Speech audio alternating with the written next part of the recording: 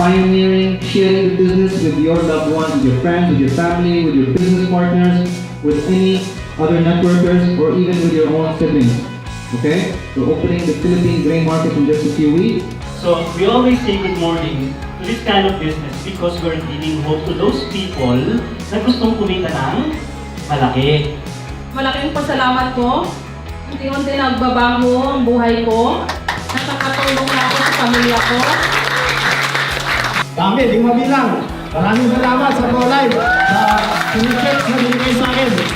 ProLifers ako. I'm proud to be a ProLifer. Just wanna make you aware that Century Properties is here in Dubai right now. So doon sa mga taong kikita pa lang and kumikita na, for your investment needs, we are here. Sinasabi ko lang kasi sa mga debate, especially now, yung ProLife. Grabe, maraming pasabog, maraming paparating sa ProLife.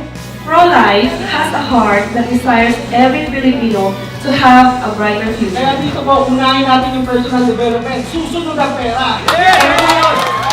Maraming salamat po sa ProLife. At po, dito, binibigyan ako ng pagkakataon. Pagiging leader ay tinutulungan yung mga downline, hindi yung hinihilan nila pababa.